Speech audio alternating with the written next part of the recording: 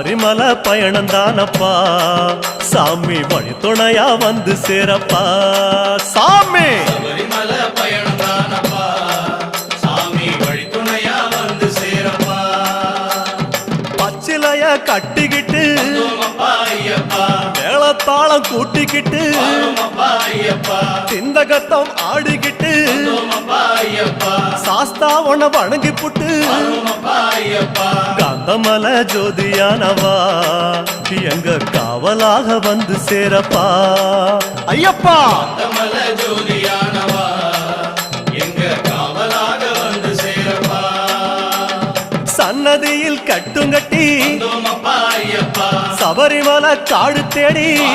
Ayyappa